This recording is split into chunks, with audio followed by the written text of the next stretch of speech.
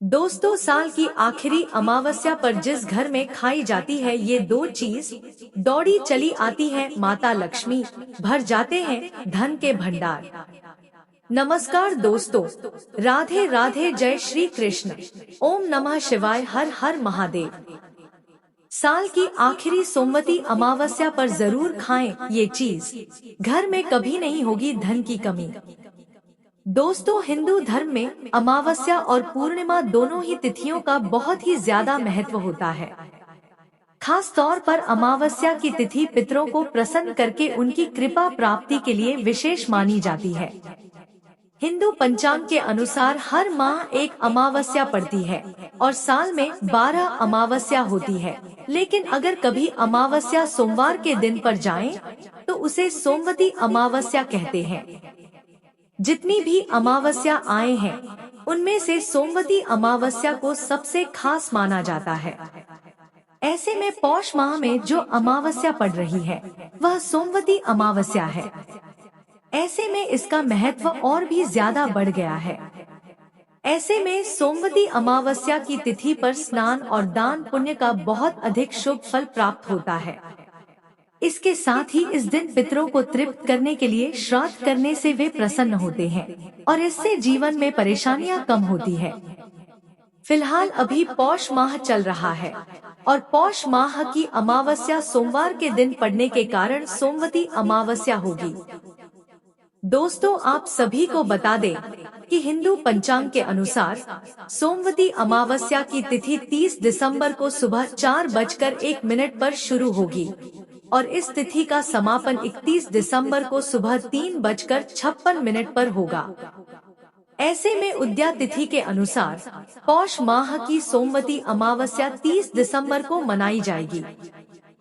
साथ ही दोस्तों, आप सभी को बता दें कि यह इस साल 2024 की आखिरी अमावस्या होगी। इसके अलावा सोमवती अमावस्या के शुभ मुहूर्त के बारे में बात करें तो पौष माह की सोमवती अमावस्या के दिन स्नान दान के लिए ब्रह्मा मुहूर्त सुबह 5:30 से शुरू होकर सुबह 6:18 तक रहेगा।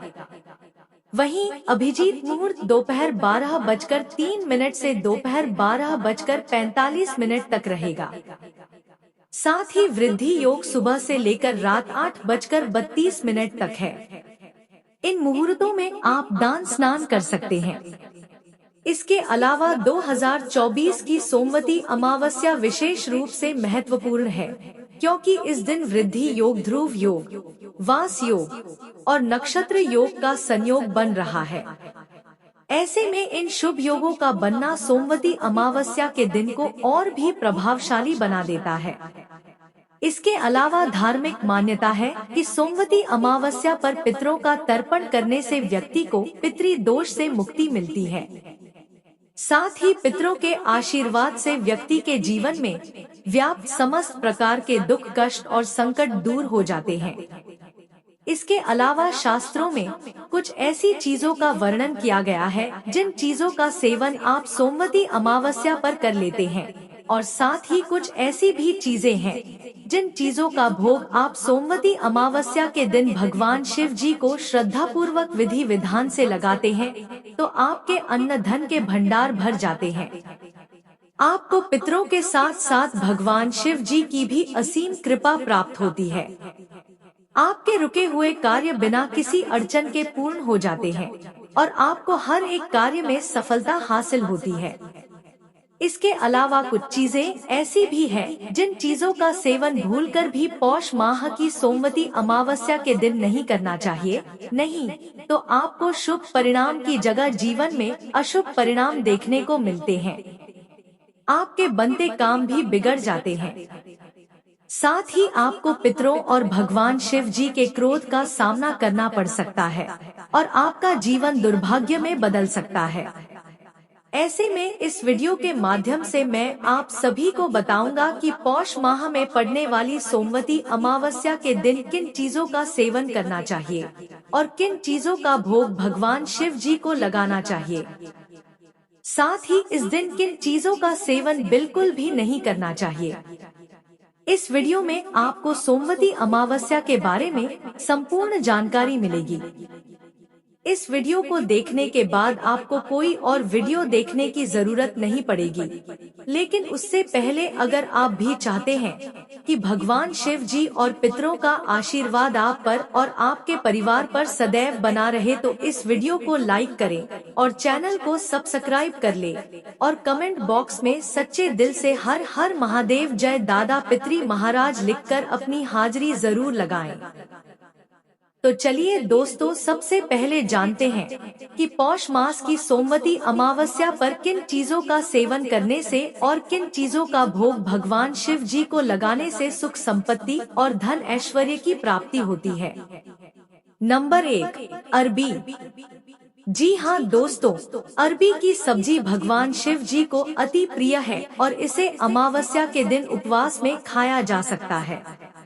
ऐसे में सोमवती अमावस्या के दिन अरबी को उबालकर या फिर हल्के मसालों के साथ पकाया जा सकता है, क्योंकि यह शरीर को ऊर्जा प्रदान करती है और पाचन को सुधारने में मदद करती है।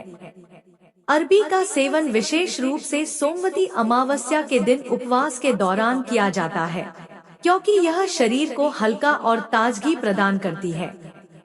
ऐसे में भगवान शिव जी को अरबी का भोग अर्पित करने से उनका आशीर्वाद प्राप्त होता है और यह दिन को और भी शुभ बनाता है, जिससे आपके ऊपर भगवान शिव जी की कृपा बनी रहती है, जिससे आपको जीवन में शुभ परिणाम देखने को मिलते हैं।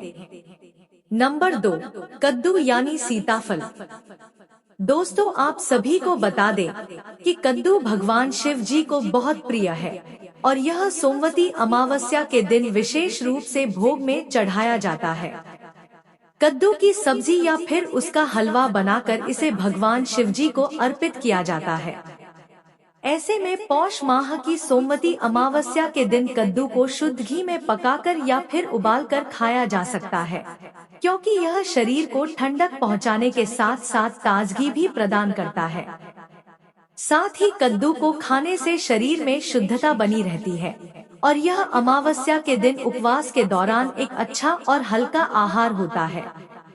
लेकिन आपको इस बात का ध्यान रखना चाहिए कि कद्दू की सब्जी में किसी भी प्रकार के मसाले का प्रयोग न करें, क्योंकि यह सात्विक और शुद्ध भोजन के अनुरूप होना चाहिए। नंबर 3, लौकी।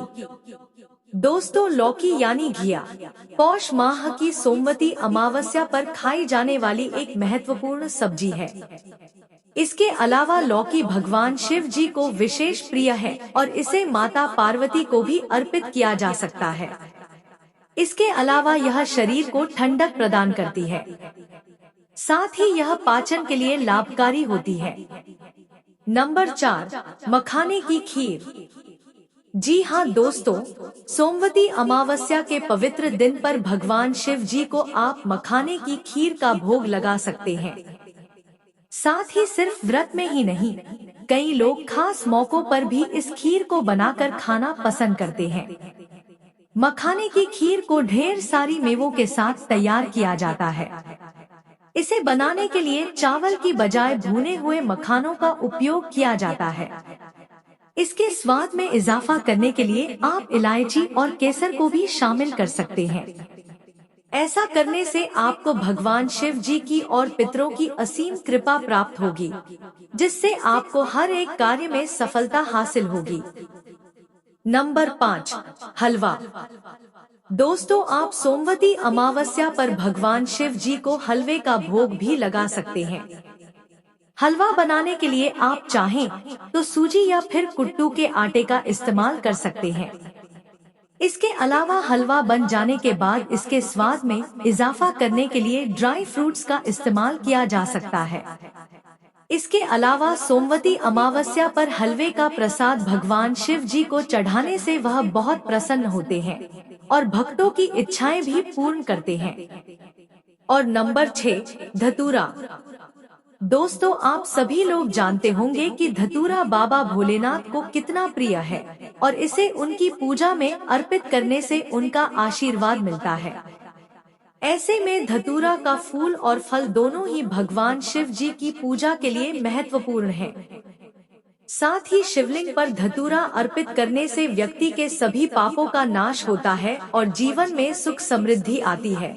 लेकिन आपको इस बात का विशेष रूप से ध्यान रखना चाहिए कि सोमवती अमावस्या की पूजा के समय यह सुनिश्चित करें कि धतूरा ताजे और शुद्ध रूप में हो। भूलकर भी भगवान शिव जी को अशुद्ध धतूरा न चढ़ाएं, नहीं तो आपको जीवन में शुभ परिणाम की जगह गंभीर समस्या देखने को मिलेंगे। और साथ ही आपको भगवान शिव जी के साथ साथ पितरों के क्रोध का भी सामना करना पड़ सकता है, जिससे आपका जीवन दुर्भाग्य में बदल सकता है और आपको जीवन भर कठिन समस्याओं का सामना करना पड़ सकता है।